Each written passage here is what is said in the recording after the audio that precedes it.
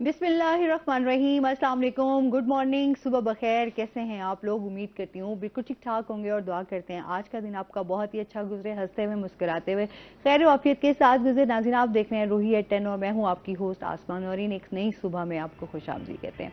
सबसे पहले तो तमाम मुसलमानों को जुमे का दिन बहुत बहुत मुबारक हो। जुमे के दिन जितना हो सकता है कसरत से दुरूद पाक पढ़ा करें, क्योंकि हमारी तमाम परेशानी और मुश्किलों का हल भी इसी में है और जितना हम अल्लाह ताला के करीब होंगे उतने ही हमारे मसाइल जो हैं वो हल होना स्टार्ट हो जाएंगे। सदका खैरात भी करते रहा करेंगे ताकि अल्लाह ताला आपके रिस्क में जो है वो आसानी करे। वो कहते हैं जितना आप बांटेंगे उतना ही आपको मिलेगा। जब अल्लाह की राह में आप खर्च करना शुरू करते हैं ना, तो आप खुद देखेंगे कि आपको कहाँ कहाँ से जो है वो आपको आपके वसीले बनते हैं और आपके रिस्क में इजाफा होता है और बरकत होती है।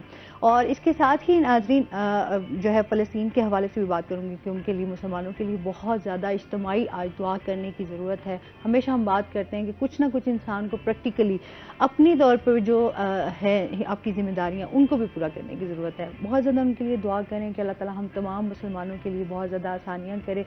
और इसके साथ ही नाज़रीन, आज जो मैंने बड़ा खूबसूरत सा ड्रेस पहना हुआ है, बहुत ही एलिगेंट है, बहुत खूबसूरत है। वो कहते हैं जस्ट लाइक अ वाओ। तो ये वो वाला जनाब ड्रेस का बहुत खूबसूरत है और ये है जी फिज़ा बोसन का। और आप उनके इंस्टाग्राम पर जा सकते हैं, उनको फॉलो कर सकते हैं। बहुत खूबसूरत उनके ड्रेसेस हैं। स्पेशली मैं अगर ब्राइडल कलेक्शन की उनकी बात करूं तो वो इंतहाई खूबसूरत है। जैसे आजकल शादियों का सीज़न है तो आप जो उनके पेज पे जा सकते हैं और अपने लिए अच्छे अच्छे ड्रेसेस जो हैं वो आप सेलेक्ट कर सकते हैं। और इसके साथ ही नाज़रीन, आज जो है हमारे रूही के जो है रिपोर्टर हैं अलिशबा, आज उनकी भी बर्थडे है। तो सबसे पहले तो हम उनको हमारी पूरी रोही टीम की तरफ से बहुत बहुत सालगिरह मुबारक हो, जन्मदिन मुबारक हो। अल्लाह ताला आपको यूं ही हंसता रखे, मुस्कुराता रखे, आप ज़िंदगी में कामयाबियों को छुएं। और इसके साथ ही हमारे रोही के एंकर पर्सन हैं हसन मलिक, आज उनकी भी बर्थडे है। तो हमारी तरफ से, पूरी रोही टीम की तरफ से बहुत बहुत जन्मदिन मुबारक हो। Wish you a very very happy birthday. यूं ही हंसते रहें, हमेशा मुस्कुराते रहें, ज़िंदगी में खुशियाँ बांटते रहें और खुशियाँ जो है वो हासिल भी करते रहें। अल्लाह ताला आपको बहुत ज़्यादा कामयाबी दे। और नाज़रीन, वो कहते हैं ना, हमेशा इंसान को जो है वो अच्छे जो आपके लम्हे होते हैं, जो खुशियों वाले आपके मौके होते हैं, उनको कभी भी ज़ाया नहीं करना चाहिए। उनको हमेशा जो है वो आप अपनी खुशियों को बांटें। वैसे ही हमारी ज़िंदगियों में बहुत सारी मुश्किलात हैं, परेशानियां हैं। हम सोच रहे होते हैं यार कितने मसाइल हैं ज़िंदगी में, जिस तरह हमारी मुल्की और सियासी सूरत हाल चल रही है, लोगों के लिए बहुत ज़्यादा मसाइल हैं। तो उन मसाइलों में अगर आपको चंद हमें कुछ खुशियों के मिलते हैं तो उनको सेलिब्रेट करना चाहिए। अच्छा, हम हमेशा एक बात करते हैं जी, बर्थडे जो है वो बच्चों की होती है। नहीं, मैं समझती हूँ कि ज़िंदगी का हर मोमेंट जो है वो आपको एंजॉय करना चाहिए और अल्लाह ताला का शुक्र अदा करना चाहिए कि अल्लाह ताला ने आपको जो ज़िंदगी दी है, जो उसका एक मकसद है, उसको आप लाजमी याद रखें कि अल्लाह ताला ने किसी भी इंसान को बगैर मकसद के पैदा नहीं किया। तो बहुत सारी इंसान में क्वालिटीज़ होती हैं, बहुत ज़्यादा लोग जो हैं, मैं कहती हूँ अल्लाह की तरफ से हम समझते हैं उनकी खसूसियात होती हैं, उनको समझने की और उनको जानने की ज़रूरत होती है। जब आप जानेंगे कि अल्लाह ताला ने आपको किन सलाहियतों के साथ पैदा किया है, किन खूबियों के साथ पैदा किया है, तो आप खुद समझ आएंगे और लोगों में हमेशा पॉजिटिविटी लेकर आएँ। जब आप खुद पॉजिटिव सोचना शुरू करेंगे, लोगों के बारे में अच्छा सोचना शुरू करेंगे, तो आप लोगों के लिए बड़ी आसानियाँ करें। हम सम टाइम होता है कि लोगों के लिए बड़ी मुश्किलात पैदा कर देते हैं। अच्छा, उससे कोई आपको ज़ाहिरी और दिली तस्कीन भी हासिल नहीं हो रही होती, ठीक है? तो उससे बेहतर है कि अगर आपको अपनी दिली तस्कीन चाहिए, एक मेंटली पीस चाहिए, तो उसके लिए आप खुशियाँ बांटें, मुस्कुराहटें बांटें। मुस्कुराहटें बांटेंगे तो ऑटोमेटिकली ज़िंदगी के बहुत सारे मसाइल जो है ना, वो उन्हीं मुस्कुराहटों से ही हल होना शुरू हो जाएंगे। और इसके साथ साथ एंजाइटी, डिप्रेशन, ये चीज़ें जो हम आजकल हम बहुत ज़्यादा देख रहे हैं, बच्चों में भी, बड़ों में भी। मैं खुद भी सफ़र करती रही हूँ इस हवाले से भी कि चीज़ों को हमेशा इंसान जो है, हम मसाइलों की बात करते हैं, सोल्यूशंस की बात नहीं करते। तो सोल्यूशंस की तरफ जाना चाहिए। आप जब किसी से बात कर रहे हो, किसी से मशवरा भी कर रहे हो, तो आपको उस ज़हन में थोड़ा सा इस हवाले से रहना चाहिए कि यार इस मसाइल जो मैं डिस्कस कर रहा हूँ इसका सोल्यूशन क्या हो सकता है। अगर वो एक बंदा आपको मशवरा भी दे रहा है तो आप उस मशवरे को अपनी उस सोच के साथ रिलेट करके आप उसको बेहतर बना सकते हैं, अपने उस मसले को हल कर सकते हैं। तो हमेशा इंसान को जो है एतबार भी जो है ना, वो आपको बहुत कीमती चीज़ है। تو آپ کسی کو اچھا مشورہ بھی دے دیتے ہیں تو یہ بھی صدقہ جاری ہے، کسی کے چہرے پہ مسکراہٹ لے کر آتے ہیں تو یہ بھی صدقہ جاری ہے. تو یہ جو چھوٹی چھوٹی چیزیں جو ہمارے حضور پاک صلی اللہ علیہ وآلہ وسلم نے ہمیں بتائی ہیں نا، یہ ہماری زندگیوں میں بہت آسانیاں لا سکتی ہیں. ان پر عمل کر کے ہم اپنی زندگی کو آسان بنا سکتے ہیں.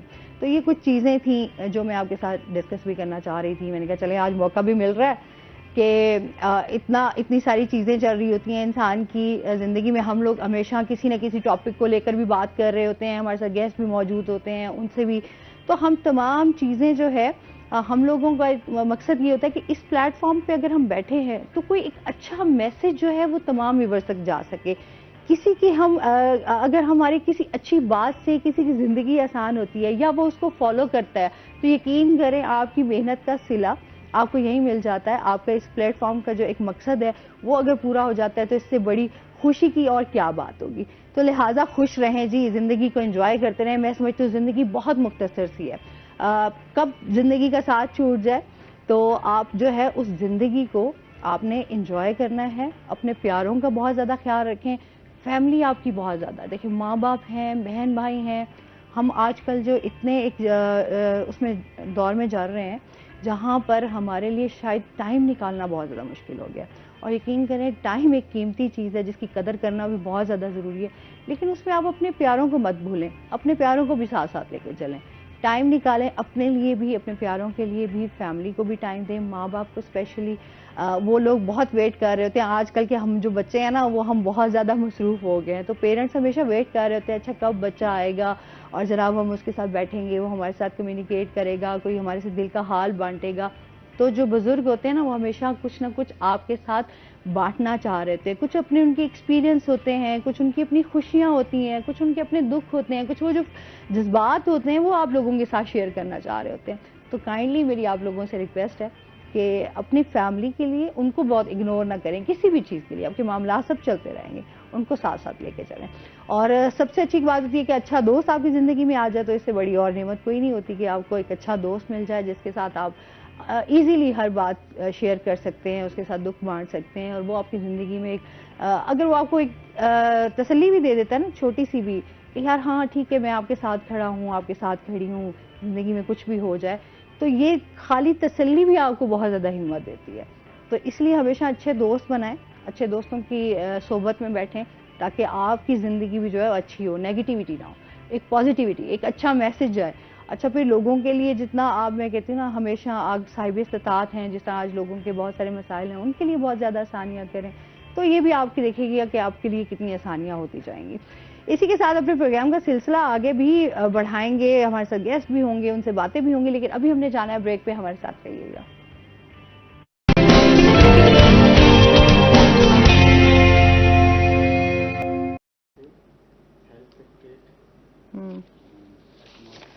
ویلکم بیک ناظرین. روہی ایئرٹیل میں ایک بار آپ کو پھر سے خوش آمدید کہتے ہیں اور اس کے ساتھ ہی ہمارے ساتھ گیسٹ بھی موجود ہیں. ہمارے ساتھ ہیں جی ہمارے روہی کے رپورٹر وسیم شہزاد. السلام علیکم، کیسے ہیں آپ وسیم؟ ٹھیک ٹھاک ہیں؟ ویلکم کرتے ہیں اپنے شو میں آپ کو. اور اس کے ساتھ ہی جو ہماری دوسری گیسٹ ہیں وہ ہیں جی ڈاکٹر بینش سرفراز ہمارے ساتھ موجود ہیں جو کہ مینیجر بھی ہیں، لیکچرار بھی ہیں اور اس کے ساتھ ساتھ جو ہے business incubation centre agriculture university Multan سے ہیں. السلام علیکم. وعلیکم کیسی ہیں آپ؟ ٹھیک ٹھاک ہیں؟ ویلکم کرتے ہیں اپنے شو میں آپ کو. Thank you.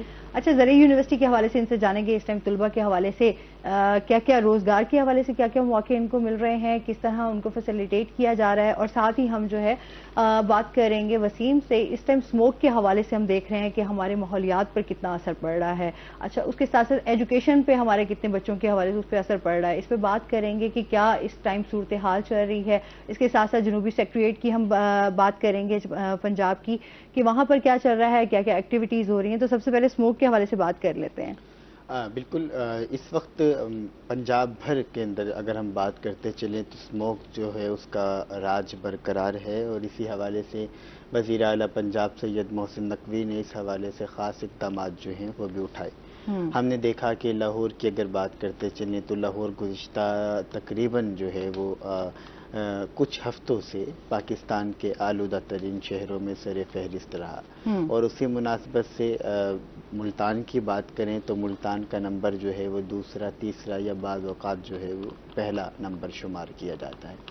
اس تمام تر تناظر کے اندر وزیر اعلیٰ پنجاب سید محسن نقوی نے جو اقدامات اٹھائے اس میں اسموک کی روک تھام کے لیے کچھ جگہ پر جو ہے وہ مارکیٹس کو بند کیا گیا، بازاروں کو بند کیا گیا، اور اس حوالے سے لاک ڈاؤن جو ہے وہ بھی لگایا گیا۔ اس کی ایفیکٹ کی وجہ سے لاہور میلہ بھی لگ رہا تھا، اس کو بھی بند کیا گیا۔ اور اس کے ساتھ ساتھ اگر میں ملتان کی بات کرتا چلوں تو ملتان میں آج بھی تعلیمی جو ہماری سرگرمیاں ہیں کل اور پرسوں جو ہے وہ مکمل طور پر بند رہیں گی۔ اتوار کو ویسے ہی بند ہوتی ہیں، لیکن اتوار کو جو مارکیٹس ہیں وہ بھی بند رہیں گی۔ یہ تمام کام اس لیے کیے جا رہے ہیں تاکہ بڑھتی ہوئی اسموک کو جو ہے وہ ہم کنٹرول کر سکیں۔ دوسری جانب اگر میں محکمہ ماحولیات کی بات کرتا ہوں تو ماحولیات اس حوالے سے بھی ان ایکشن ہمیں دکھائی اب دے رہی ہے کہ اگر پہلے سے ہی اس حوالے سے کوئی بہتر پالیسیز جو ہیں وہ بنائی جاتی تو شاید ہمیں ان لمحات کا سامنا ہی نہ کرنا پڑتا۔ اب بھٹا جو کی اگر بات کرتے چلیں تو سب سے زیادہ اسموک پھیلانے میں بھٹے کا کردار ہے۔ بھٹے کو جب تک آپ زگ زیگ ٹیکنالوجی کے اوپر منتقل نہیں کریں گے اس کا ریشو جو ہے وہ دھواں نکلنے کا بہت زیادہ رہے گا۔ جب بھی دھواں نکلنے کا ریشو زیادہ رہے گا تو اسموک پھیلنے کے خدشات ہیں۔ اسی طریقے سے جو ہماری فیکٹریز ہیں، فیکٹریز کے دھوئیں کو کنٹرول کرنے کے لیے ان کی چمنیوں کے اندر جب تک کوئی آلٹریشن نہیں پیدا کریں گے وہ بھی اسی طریقے سے ایفیکٹ جو ہیں وہ کرتی رہیں گی۔ بھٹوں کے بعد، فیکٹریوں کے بعد تھرڈ ون جو سب سے زیادہ ایفیکٹ ہمیں کر رہا ہے اس کے اندر جو آپ کی گاڑیاں ہیں، جو آپ کے موٹر وہیکلز ہیں، وہ سب سے زیادہ نقصان جو ہے وہ پہنچا رہی ہیں۔ اب اگر آ جاتے ہیں گورنمنٹ کی گاڑیوں کی طرف تو سب سے زیادہ نقصان پہنچانے میں سروے کے مطابق جو ہے وہ وڈا بسیز کا ہاتھ ہے، اور جہاں سے بھی وہ گزرتی ہیں ان کی موبائل وغیرہ جو ہے وہ وقت پر چینج نہیں کیے گئے۔ حالانکہ بجٹ تو وکس کمپنی کو اور اس کے علاوہ جو ہے وہ پاکستان ماس ٹرانزیکشن اتھارٹی کو جو ہے وہ جاری کیے جاتے ہیں، لیکن پھر بھی اگر گاڑیوں کی یہ صورتحال ہے تو یہ لمحہ فکریہ ہے۔ گاڑیوں کی صورتحال ہونا وہ ایک اپنی جگہ پر، لیکن اس کی وجہ سے جو ایفیکٹ ہو رہے ہیں، آپ کے لنگز ایفیکٹ ہو رہے ہیں، آپ کی آئیز کا پرابلم ہے۔ آپ اس وقت ملتان کے ایٹماسفیئر میں کھلی فضا میں صبح کے وقت واک کرتے ہوئے سانس بھی نہیں لے سکتے۔ آپ پر ماسک پہننا جو ہے وہ لازم قرار دے دیا گیا ہے۔ اس کی بنیادی وجہ یہی ہے کہ تاکہ آپ جو ہے وہ صحت مند رہ سکیں۔ اور اب سروے کی بات کر لیتے ہیں تو آج بھی جو ایئر کوالٹی انڈیکس ہے ملتان کا وہ بہت زیادہ ہے، اور وہ ایئر کوالٹی انڈیکس اس بات کی تائید کرتا ہے کہ یہ جو فضا ہے یہ سانس لینے کے لیے مؤثر نہیں ہے۔ ان ہیلدی ایٹماسفیئر کی بات کرتے چلیں تو ملتان اس کے اندر سروائیو کر رہا ہے۔ ایسی تمام صورتحال کے اندر بچوں کو اب سیو کرنے کے لیے جو گورنمنٹ نے انیشیٹ لیا اس کے اندر جو ہے وہ اسکول، کالج، یونیورسٹیز جو ہیں وہ بند کی گئیں۔ آج بھی تعلیمی ادارے جمعے کے دن بند ہیں، کل ہفتے کے روز بھی بند رہیں گے، اور اتوار کو اگر بات کرتے چلیں مارکیٹس کی تو مارکیٹس جو ہیں وہ بھی بند ہوں گے۔ تو تمام فضا جو ہے وہ اس حوالے سے پیدا کی جا رہی ہے۔ یہ یا تو کوئی دعا گو ہیں ہم کہ بارش کا کوئی اچھا جب تک بارش ہی نہ ہوگی میرے خیال میں جتنی ہوئے وائرل ڈیزیز ہیں وہ بھی ختم نہیں ہوں گی۔ آپ دیکھ رہے ہیں یہ صورتحال ہے اس وقت اگر بات کریں تو اس وقت ہم دیکھتے ہیں کہ ڈاکٹرز کے پاس جو ہے وہ مریضوں کا رش نظر آ رہا ہے۔ جو موسم اور کلائمیٹ چینج کی وجہ سے جو اثرات ہیں اس کی وجہ سے بہت سارے لوگ بیمار ہو رہے ہیں۔ آپ سانس لیتے ہیں تو آپ کا پرابلم شروع ہو جاتی ہے، کھانسی جو ہے وہ کامن ہو چکی ہے۔ کھانسی تو بہت زیادہ اچھا میں خود ابھی ٹھیک ہوئی تھی لیکن پھر اس کا دوبارہ شکار ہوگی، مطلب آپ ٹھیک نہیں ہو پا رہے نا، مسلسل آپ کو موسم اس طرح کا چل رہا ہے، سر میں آپ کے درد رہنا، بخار کھینسی آپ کی کیفیت ہونا، اگر آپ تھوڑا سا بھی باہر واک کے لیے بھی نکل رہے ہیں تو بھی آپ کو احتیاط جو ہے وہ اس وقت بہت ضروری ہے۔ پہلے ہم کھلی فضا میں سانس لینے کے لیے باہر جاتے تھے کہ ہم اچھے سے اپنی ہیلدی جو ہے وہ آکسیجن کو انہیل کر سکیں گے، لیکن اب جو ہے وہ آکسیجن آپ کمروں کے لیے تو وہ زیادہ بہتر ہے۔ باہر کا موسم جو ہے جتنی تیزی سے کاٹے جا رہے ہیں یہ بالکل اس کا بھی اثر ہے کہ آپ پودے لگائے جا رہے ہیں لیکن ان پودوں کا کیا ہم لوگوں کو کوئی فائدہ نہیں ہو رہا۔ دیکھیں پودے لگا کے وہ ایک خاص لمحہ لیتا ہے، خاص ٹائم لیتا ہے، اس کے بعد جا کے وہ تناور درخت بنتا ہے، لیکن ہم نے جتنی بے دردی کے ساتھ جو ہے وہ ملتان کے ایک روڈ سے جو ہے وہ درختوں کا صفایا کیا تو اس کی وجہ سے ظاہری بات ہے ہم نے دیکھا کہ ٹیمپریچر ایک دم سے انکریز کر گیا۔ ابھی بھی آپ دیکھیں نا نومبر کا اینڈ چل رہا ہے اور ہم ابھی بھی میں کہتی ہوں کہ یار گرمی جانے کا نام ہی نہیں لے رہی۔ بالکل ابھی آپ بھی گزشتہ 1.5 ہفتے پہلے چلے جائیں، اس وقت کے اگر ہم دن کی بات کریں تو دن ابھی بھی بہت زیادہ گرم ہے۔ ابھی بھی ہم دوپہر کو جو ہے آپ گاڑی میں چائے نکلیں تو آپ کو لازمی اے سی چلانا پڑتا ہے، اگر گھر میں ہے تو پنکھے کی ضرورت ہے. نومبر کے مہینے میں تو موسٹلی جو ہے وہ اگر ہم دیکھیں کچھ پرانی کتابیں اٹھا کے تو وہ شاعری موسٹلی نومبر میں ہوئی ہے، کی دسمبر میں شاموں ہوئی پہ. ہے. تو وہ تو اب شامیں بھی ہماری ایسی ہیں اور دن بھی ہمارے بہت زیادہ جو ہے وہ گرم ہیں. تو یہ جو ہوا جس کی وجہ سے ہم نے کلائمیٹ چینج کا سامنا کرنا پڑ رہا ہے، اس وقت اگر ابھی بھی ہم نے اس بارے میں نہ سوچا تو ہماری آنے والی نسلیں جو ہیں وہ شاید اس طرح کا ایٹماسفیئر بھی نہ دیکھیں جو ہم دیکھ رہے ہیں. پہلے ایک لمحہ ہوتا تھا کہ بہار آتی تھی، پھر خزاں آتی تھی، سردی کے بعد گرمی کے بیچ کے اندر ایک چھوٹا سا ایٹماسفیئر ہوتا تھا جس کو ہم انجوائے کرتے تھے، جس کو ہم 4 موسم کہتے تھے. اب موسم 2 رہ گئے ہیں، یا سردی یا گرمی. ہم ایک دم سے آتے ہیں سردی سے ڈائریکٹ گرمی سے ہم ڈائریکٹلی جو ہے وہ سردی میں چلے جاتے ہیں. اور بہار و خزاں کا کانسیپٹ بالکل ایسے ہی ہے. مزید بھی اس پہ بات کرتے ہیں. ڈاکٹر صاحب ایسے جانتے ہیں اس ٹائم ہم زرعی یونیورسٹی کے حوالے سے سب سے پہلے تو جانیں گے نا کہ اس ٹائم کس طرح طلباء کو جو ہے فیسیلیٹیٹ کیا جا رہا ہے، اور آپ کی جو رسپانسبلٹیز ہیں، جو آپ کا ایکسپیرینس ہے وہ بھی شیئر کیجیے گا. اچھا، میں بیسیکلی مینیجر بی آئی سی ہوں MNS university of agriculture Multan سے. ہماری یونیورسٹی میں انٹرپرینورشپ کا ایک بگ کنسیپٹ ہے. ہمارے وائس چانسلر کا بگ ایم بھی ہے کہ ہم جو ہے انٹرپرینورشپ کو فروغ دیں، اور اس کے لیے ہمارا ایک بزنس انکوبیشن سینٹر ہے جو کہ جسٹ اونلی جو ہے انٹرپرینورشپ پہ فوکس کر رہا ہے. اور ساؤتھ پنجاب میں اونلی 1 بزنس انکوبیشن سینٹر ہے جو کہ پورے ساؤتھ پنجاب میں آپریٹ کر رہا ہے. بزنس انکوبیشن سینٹر بیسیکلی کس طرح سے کام کرتا ہے؟ ہم بیسیکلی جو ہے سیڈ منی کے طور پہ جو ہے اپنے اسٹارٹ اپس کو فیسیلیٹیٹ کر رہے ہوتے ہیں. اس کے علاوہ ان کی کمپنی جو ہے ان کو کمپنی رجسٹرڈ کروانے میں ہیلپ کر رہے ہوتے ہیں.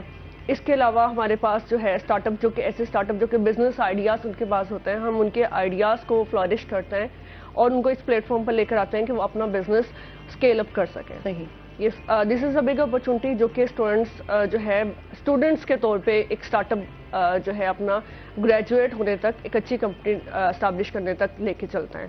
تو ان کے لیے ہم ڈفرینٹ مائل اسٹون اسٹیبلش کیے ہوئے ہیں کہ فرسٹ انہوں نے بزنس پلان بنانا ہے، اپنی کمپنی رجسٹرڈ کرانی ہے، انہوں نے جو ہے اپنا ٹریڈ مارک رجسٹرڈ کرنا ہے. یہ ساری چیزیں جو کہ بزنس کے لیے بہت ضروری ہیں اور اسکیل اپ کرنے کے لیے یہ ایک پلر بھی ہیں. تو یہ سب چیزیں ہم ان کے لیے مائلسٹون میں ہم کور کرواتے ہیں. لائک ایک اسٹوڈنٹ کے لیے سلیبس ہوتا ہے، ہم لوگوں نے بزنس انکوبیشن سینٹر نے جو ہے اسٹارٹ اپس کے لیے یہ مائلسٹون رکھے ہوئے ہیں کہ انہیں جو ہے ان مائلسٹون کو کور کرنا ضروری ہوتا ہے. اور 6 منتھ کا پیریڈ ہوتا ہے ان کا. اس کے بعد ہم انہیں گریجویٹ کرتے ہیں. گریجویٹ کرنے کے بعد اگر وہ ہمارے ساتھ فردر کنٹینیو کرنا چاہتے ہیں تو ہمارے پاس ایسولیشن پروگرام میں آ جاتا ہے. اسپن آف ہو کے ایسولیشن میں چلے جاتے ہیں، اینڈ دین اس کے بعد وہ ایک اسٹیبلش کمپنی بن چکے ہوتے ہیں اور وہ جو ہے انڈسٹریل کلیبریشن کے ساتھ وہ کام کر رہا ہوتا ہے. صحیح. اچھا، مزید بھی آپ سے جانتے ہیں، کالر ہے ہمارے ساتھ. السلام علیکم. السلام علیکم. السلام. اون محمد بات کر رہا ہوں. جی، اون محمد ہے ہمارے ساتھ. السلام علیکم. آپ کی آواز بہت کم آ رہی ہے. جی، میں نے ایک سوال کرنا ہے ڈاکٹر بینی صاحبہ سے. مجھے بالکل آواز نہیں آ رہی. ہیلو، میں نے ایک سوال کرنا ہے ڈاکٹر بینی صاحبہ سے. جی جی جی، بات کریں، سوال پوچھیں. ڈاکٹر بینی صاحبہ، آج ہماری خوش قسمتی ہے کہ وہ آ گئی ہیں روہی میں. یہ بتا دیں کہ ان کے جو نواز شریف یونیورسٹی کے جو روٹ چلتے تھے، وہ پہلے بچے جب صبح جاتے تھے 1 بجے واپس آ جاتے تھے. اب 5 بجے تک وہ بچے وہاں پر رہتے ہیں. انہوں نے روٹ بند کر دیے ہیں، بچوں کا ٹائم ضائع کرتے ہیں، قوم کا مستقبل ضائع کر رہے ہیں. خواجہ جو راؤ صاحب ہیں، راؤ آصف صاحب، انہیں سے بھی نوٹس میں دیا گیا، سیکٹری ایجوکیشن کے نوٹس میں بھی دیا گیا، لیکن ٹچ سے مس نہیں ہو رہے. یہ جو 5 گھنٹے بچے پڑھنے کے بعد 1 بجے جو فری ہوتے ہیں، وہ 5 بجے تک یونیورسٹی میں ویسے ہی پھرتے گھومتے رہتے ہیں، ٹائم ویسٹ کرتے ہیں. تو اس بارے میں کیوں نہیں آپ نوٹس لیتے؟ ٹھیک ہے جی، بہت شکریہ کال کرنے کا. میرے خیال میں ان کا ٹائم ویسٹ نہیں ہوتا. ہم لوگوں نے انگیج کیا ہوا ہے. ان کے لیے لائبریری ہے، لائبریری میں وہ بیٹھ کے بکس ریڈنگ کریں. اس کے علاوہ انٹرپرینورشپ کے لیے بزنس انکوبیشن سینٹر آ سکتے ہیں. وہ اپنے اسٹارٹ اپس کو جو ہے وہ کنٹینیو کر سکتے ہیں. ان کے پاس بہت ساری اپرچونٹیز ہیں. یونیورسٹی کوئی جو ہے ان کے لیے بہت بڑے پلیٹ فارمز ان کے پاس اویلیبل ہیں. وہ ہم یہ چاہتے ہیں کہ فیسیلیٹیٹ ہوں، اپنے فری ٹائم میں کچھ ٹائم وہ نکالیں، لائک جو کہ وہ اپنی ایکسٹرا کریکولر ایکٹیویٹیز کو بھی ٹائم دیں. میرے خیال میں یہ ایک بگ ہمارا جو یہ ڈیسیژن ہے، that's good, also a good decision کہ وہ اپنا تھوڑا سا ٹائم جو ہے وہ اسپینڈ کریں یونیورسٹی میں اور وہ اپنی بکس ریڈنگ کریں اور اس کے علاوہ جو ہے اور بھی جو ان کی لائک اسائنمنٹس ہیں اس پہ بیٹھ کے کام کریں. وہ میرے خیال میں ان کا جو ہے ٹائم ویسٹ نہیں ہوتا. صحیح. اچھا جس طرح وہ روٹس کی بھی بات کر رہے تھے تو روٹس کیوں بند ہوئے ہیں؟ آپ کو پتا ہے کہ فیول ایک تھوڑا سا میجر پرابلم ہے تو یہ ایک ریزن بھی ہو سکتی ہے. صحیح ہے. اچھا جس طرح ابھی ہم طلباء کے حوالے سے بات کریں کہ کیا کیا روزگار ان کو مل سکتا ہے تو کس طرح کے کام ہیں جو آپ جو اس حوالے سے بھی بتائیے گا. ہمارا بزنس انکوبیشن سینٹر میں basically agriculture based start ups زیادہ تر ہم فیسیلیٹیٹ کر رہے ہوتے ہیں. اس کے علاوہ بہت ہمارے جو کمپیوٹر سائنس کے اسٹوڈنٹس ہیں فری لانسنگ بھی کر رہے ہیں. ان کے لیے بھی ہم جو ہے ڈیجیٹل مارکیٹنگ اور ڈفرینٹ پلیٹ فارم کے تھرو ان کو جو ہے ٹریننگس پرووائڈ کر رہے ہوتے ہیں جس میں وہ اپنی ان اسکلس کو بھی فلورش کر سکتے ہیں. ریسنٹلی ہم نے ڈیجیٹل مارکیٹنگ کی 3 ٹریننگس آرگنائز کی ہیں جس میں ان کو جو ہے وہ فیس بک مارکیٹنگ کیسے کر سکتے ہیں, وہ گوگل مارکیٹنگ کیسے کر سکتے ہیں, یوٹیوب مارکیٹنگ کیسے کر سکتے ہیں, وہ اپنے اسٹارٹ اپس جو لائک ریلیٹڈ ٹو جو آئی ٹی سے ریلیٹڈ ہیں یا وہ اپنے بزنس پلان سے ریلیٹڈ ہیں وہ ان کو اپنا اسٹارٹ اپ بنائیں اور وہ اس کو ان کو لے کے چلیں. وہ ہم نے یہ بھی ان کو ٹریننگس پرووائڈ کرتا ہے. ان کے کریکولم میں یہ انکلوڈ ہے کہ ہم جو ہے لائک جو لیٹسٹ ٹرینڈز ہیں وہ بھی ہم اس پہ بھی ان کو پریکٹس کروائیں. صحیح ہو گیا.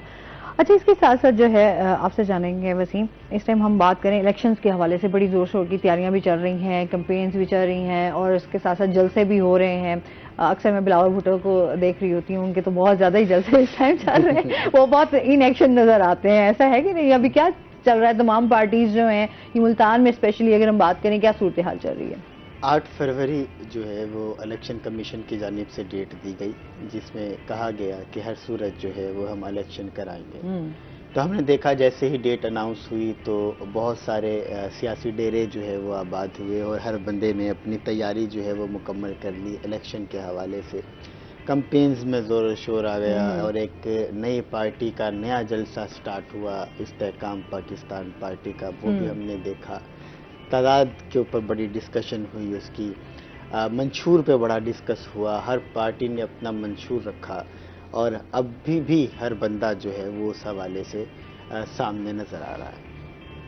اب جو مزے کی چیز اس وقت چل رہی ہے وہ یہ ہے کہ خواتین کی نمائندگی کی اگر ہم بات کریں تو پاکستان کا کوڈ یہ کہتا ہے کہ آپ خواتین کو ہر پارٹی 5% جو ہے وہ نمائندگی دیں گی اپنی جماعت میں. اب خواتین کو نمائندگی تو مل گئی, چاہے وہ نشستوں پہ آئیں یا نہ آئیں. اگر تو وہ آ کر ویسے الیکشن لڑتی ہیں, ہم نے دیکھا کہ جس طرح ڈی جی خان سے ہیں ہماری خاتون وہ لڑتی ہیں اور جیتی بھی صحیح ابھی حالیہ, تو یہ تھوڑا مشکل ہے. لیکن نہ بھی لڑیں تو بھی ان کو نمائندگی جو ہے وہ دینا ضروری ہے ہر پارٹی کے لیے. یہ کوڈ ہے الیکشن کمیشن کا. ابھی اگر این اے 148 جو موجودہ ہے اور سابقہ اگر این اے 151 کی بات کرتے چلیں, 2013 میں جب خواجہ سراؤں کو رائٹس دیے گئے کہ آپ بھی الیکشن کے اندر اپنا ووٹ ڈال سکتے ہیں اور آپ کو بھی الیکشن لڑنے کا حق حاصل ہے, تو پاکستان سے 4 خواجہ سرا جو ہے وہ میدان میں آئے, جس میں کراچی سے بندیا رانی اور ملتان سے اگر میں بات کروں تو سید نرگس جو ہیں وہ سامنے آئے اور انہوں نے عبد القادر گیلانی اور سکندر حیات بوسن کے مد مقابل جو ہے وہ الیکشن لڑا. تو یقیناً یہ پاکستان کی تاریخ میں پہلی دفعہ ہو رہا تھا, اس سے پہلے کوئی اس طرح کا کانسیپٹ موجود نہیں تھا. اب این اے 148 سے سابق وزیر اعظم سید یوسف رضا گیلانی کے مد مقابل جو ہے وہ خواجہ سرا سید نرگس نے لڑنے کا الیکشن جو ہے وہ اعلان کیا اور وہ کہتی ہیں کہ میری جیت یہی ہے کہ میں ابھی سے میں نے سٹینڈ لیا کہ وہ سابق وزیر اعظم سید یوسف رضا گیلانی کے مد مقابل اسی حلقے سے جو ہے وہ الیکشن لڑنے کے لیے جا رہے ہیں. تو اس وقت جو سب سے انٹرسٹنگ ایلیمنٹ ہے الیکشن کے حوالے سے وہ یہی این اے 148 ہے اور سب کی توجہ جو ہے وہ اس حوالے سے اسی پہ مرکوز ہو گئی ہے.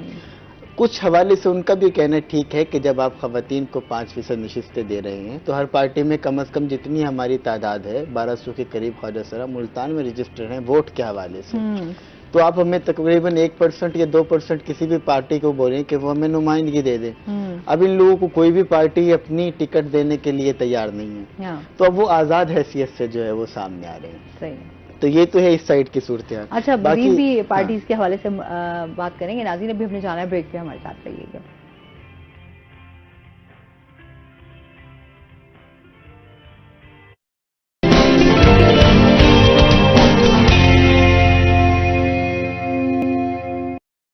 ویلکم بیک ناظرین. روہی ایٹ 10 میں ایک بار پھر آپ کو خوش آمدید کہتے ہیں. جس طرح ہم الیکشنز کی بات کر رہے تھے, پارٹیز کی بات ہو رہی ہے, پیپلز پارٹی کی کیا ایکٹیویٹیز چل رہی ہیں. اچھا تحریک انصاف کے حوالے سے بھی جانیں گے کہ ابھی آپ کو وہ جوش ولولہ نظر آ رہا ہے یہاں پر یا نہیں, یا صرف اس ٹائم نون لیگ اور پیپلز پارٹی اور جسٹ جو ہے ہم بات کریں تحریک استحکام جو ہے یہ پارٹی جو ہے یہ دیکھیں اس بات سے ہم ڈینائی نہیں کر سکتے کہ بہت سارا ووٹ جو ہے وہ ابھی خاموش ہے, اور وقت آنے پہ وہ ووٹ فیصلہ کرے گا کہ اس نے کس پارٹی کے پاس جانا ہے, جو کہ فیکٹ ہے جس سے ہم ڈینائی کر ہی نہیں سکتے. ہاں پاکستان کی اگر بڑی پارٹیز کی بات کر لیتے ہیں تو پاکستان میں اس وقت 3 بڑی پارٹیز ہیں, اور چوتھی جو ہے وہ اس کا بھی پارٹ بننے کے لیے جا رہی ہے آئی پی پی. ورنہ تو ہم دیکھتے ہیں کہ پی ٹی آئی بھی ہے, اس کے ساتھ ساتھ نون لیگ بھی ہے اور پیپلز پارٹی بھی.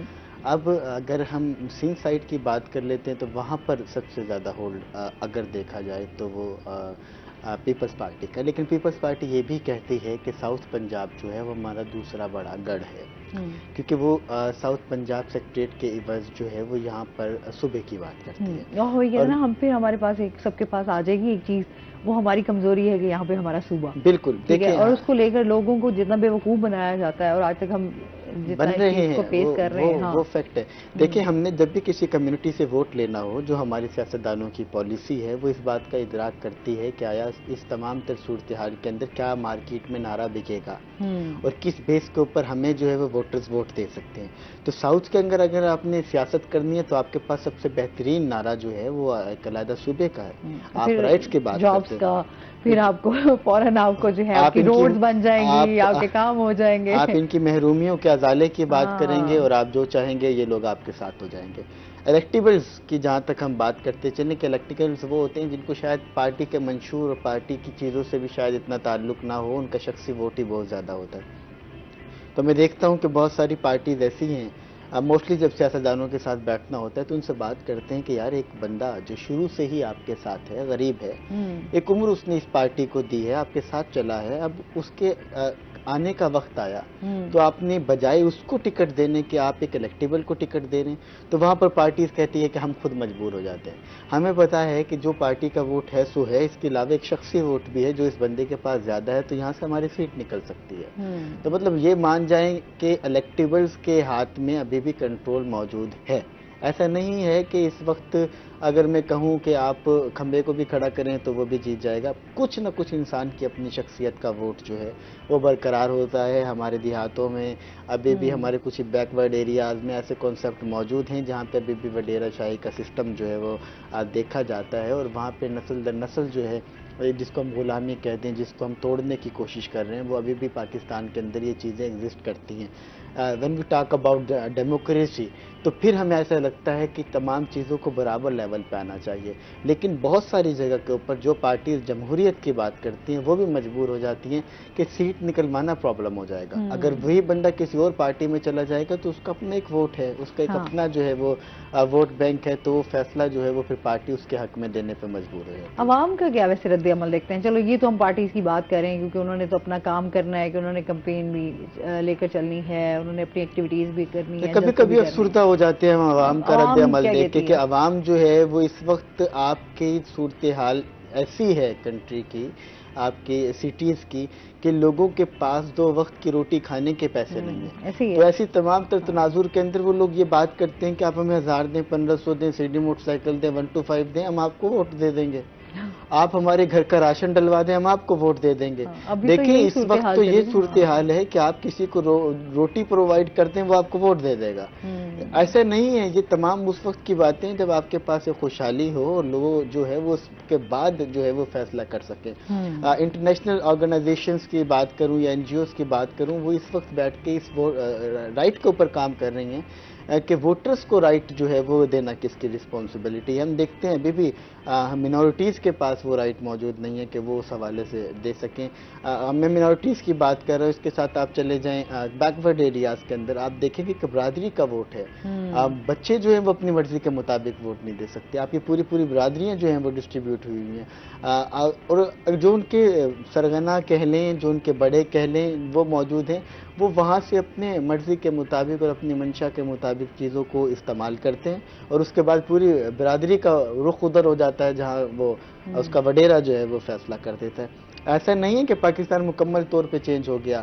آپ الیکٹرانک ووٹنگ کی سائٹ پہ بھی جائیں گے تو بھی یہ تمام چیزوں کو ہمیں فیس کرنا پڑے گا. ووٹرز ایجوکیشن کی بات کر رہے ہیں, انٹرنیشنل آرگنائزیشن اس پہ کام کر رہی ہیں, کچھ این جی اوز کام کر رہی ہیں. پاکستان کی اگر گورنمنٹ کے لیول کی بات کریں تو وہ اس کے اوپر کام کر رہی ہیں. ہم نے رائٹ بتا تو دیا لوگوں کو, لیکن لوگ ابھی بھی خوف زدہ ہیں. اس ملک کے اندر کوئی بھی آزادانہ طور پہ اپنا فیصلہ نہیں کر سکتا, کیونکہ ہم نے سیاست کو ہم نے کس نظر کر دیا, اور پھر سیاست سے جتنا لوگ اب خوف کھاتے ہیں اور بھاگتے ہیں, تو بہت کم لوگ ہی ہیں جو سیاست کے ساتھ اٹیچ ہیں اس میں. باقی تو آپ کسی موضوع کے اوپر, کسی بھی موضوع کے اوپر بات کرنے سے پہلے 6 دفعہ سوچ رہے ہیں, اور پھر آپ بات کرتے ہیں کہ آپ ایک ڈیموکریٹک اسٹیٹ کے اندر جو ہے وہ پروان چڑھ رہے ہیں. آپ یہاں پر کھل کے بات نہیں کر سکتے. آپ اپنے رائٹ, ووٹرز کو رائٹ آپ نے بتایا, لیکن ووٹر کس بیس کے اوپر جو ہے وہ اپنا ووٹ کاسٹ کرے اور کس کو دے. یہاں تو کہا جاتا ہے کہ پرائیویسی جو ہے وہ آپ کی بہت زیادہ ہے, کہ آپ کسی اور کے رکشے میں بیٹھ کے کسی اور کو ووٹ دے رہے ہوتے ہیں, لیکن یہ بھی تمام چیزیں سامنے آ جاتی ہیں بعد میں, اور اس کے بعد جو مشکلات کا سامنا کرنا پڑتا ہے آپ نے سروائیو کرنا ہے. ووٹ جو ہے وہ ہر کسی کا رائٹ ہے, اور میرے خیال میں اس کا صحیح استعمال ہی ہمارے ملک کے لیے بہتر ہو سکتا ہے. اچھا جی, اس کے ساتھ جو ہے زرعی یونیورسٹی کا ایونٹ بھی آپ لوگ کروانے جا رہے ہیں, اس ایونٹ کے بارے میں ہمیں بتائیے گا. ہم لوگ بیسیکلی ہمارا یہ ایونٹ 29 and 30 کو ہو رہا ہے, 29 and 30 نومبر کو, اور یہ agriculture and food security AFS ventures park کے نام سے بیسیکلی ایونٹ آرگنائز کر رہے ہیں. اور اس ایونٹ کا مقصد یہ کمپٹیشن ہے, بزنس آئیڈیا کمپٹیشن ہے, جس میں ڈفرینٹ یونیورسٹیز سے اسٹوڈنٹس پارٹیسپیٹ کریں گے. اینڈ وہ ان کے تھمیٹک ایریاز ہیں, لائک کچھ آئیڈیاز جو ہیں وہ public health, biological sciences, business, veterinary sciences and agriculture sciences, ان سب, اینڈ فوڈ, مین جو فوڈ سے ریلیٹڈ آئیڈیاز, ویلیو ایڈیشن سے ریلیٹڈ آئیڈیاز بیسیکلی ہمارے پاس سبمٹ ہوئے ہیں. اور پورے پاکستان سے ٹوٹل 55 یونیورسٹیز نے پارٹیسپیٹ کیا, اور اس میں سے ہم لوگوں نے, اور ٹوٹل آئیڈیاز ہمارے پاس سبمٹ ہوئے 450, ان کو شارٹ لسٹ کر کے ہم 160 تک لے کر آئے. اور وہ 160 آئیڈیاز کو ہم جو ہے ان کا کمپٹیشن کروانے جا رہے ہیں 29 and 30 نومبر کو.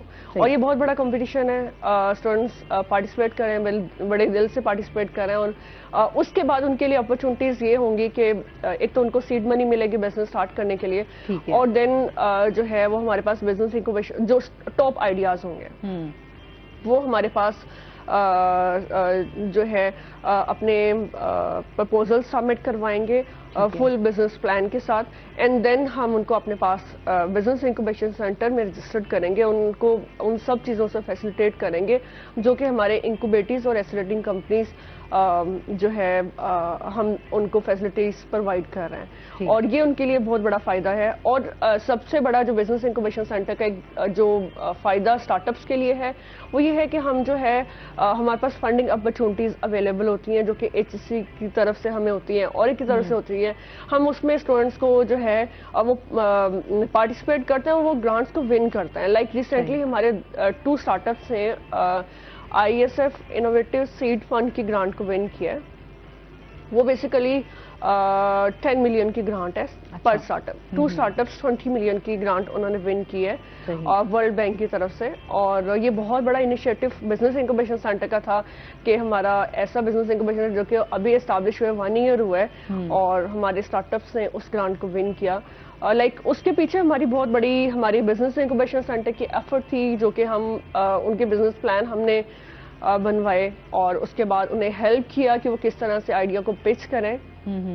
تو بیسیکلی یہ بزنس انکوبیشن سینٹر ہمارا جو ہے ان سب چیزوں میں گائیڈنس پرووائڈ کر رہا ہوتا ہے اسٹارٹ اپس کو اور اسٹوڈنٹس کو، لائک کہ وہ اپنا اسٹارٹ اپ اسکیل اپ کیسے کر سکتے ہیں. تو یہ بزنس آئیڈیا کمپٹیشن کا بیسیکلی مقصد بھی یہی ہے کہ ہمارے پاس ڈفرینٹ تھیمیٹک ایریاز کے آئیڈیاز ہمارے پاس آئے، ان کا کمپٹیشن ہوگا، ایک کاروبار کے فروغ ملے گا، وہ کاروبار اپ اسکیل ہوگا ان کی، لائک اس سے ہماری اکنامک اسٹیبلٹی ہوتی ہے. لائک اگر اسٹارٹ اپس اچھے اسکیل اپ ہوں اور ان کی اکنامک سچویشن بہتر ہو تو جو ہے آٹومیٹیکلی ہماری پورے پاکستان کو اس کا فائدہ ہے. اور زراعت سے لے کر تو ہم بات کرتے ہیں کہ جس طرح جنوبی پنجاب ہے اس کو رچ سمجھا جاتا ہے.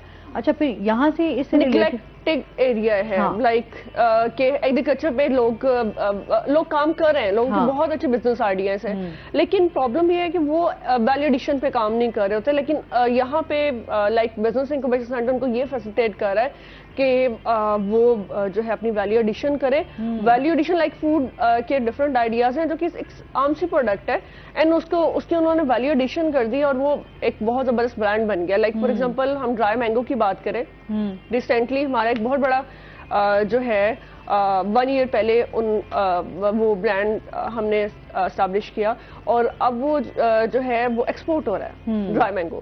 تو یہ طلبہ کے لیے بڑی آسانیاں ہو جائیں کہ آج سے آپ نے کوئی چیز اگر آپ فوڈ سے ریلیٹڈ ہے تو اس کو کیسے سیکیور کیا جا سکتا ہے، کس طرح اس کو آپ ایکسپورٹ کر سکتے ہیں، اپنا بزنس بڑھا سکتے ہیں. تو یہ تمام چیزیں میرے خیال میں ہمارے ہاں پاکستان میں ٹیلنٹ کی کمی نہیں ہے، بس آئیڈیاز کو اگر ایک پلیٹ فارم مل جائے تو اس کو بہتر طور پہ کر سکتے ہیں. بات کریں تو 94% جو ہے وہ کپاس ہماری ساؤتھ پنجاب سے جو ہے وہ ہو رہی ہے، اس پہ کتنا اور اس پہ اتنا کام جو ہے وہ اب چل رہا ہے کہ دیکھیے آپ پورے پنجاب کو آپ لیں 94% جو ہے، باقی جتنی 6% ہے وہ صرف ہماری اپر پنجاب سے آ رہی ہے اور 94% جو ہے وہ ہم یہاں سے کر رہے ہیں. وسیم بہت شکریہ آپ کا ہمارے ساتھ ہے. بینش آپ کا بھی بہت شکریہ آپ ہمارے ساتھ رہی. اور اس کے ساتھ ہی ناظرین ابھی ہم نے جانا ہے بریک پہ، ہمارے ساتھ رہیے گا.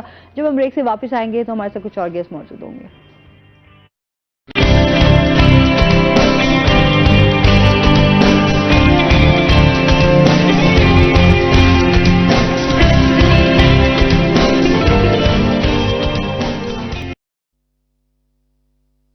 اسٹارٹ ہے.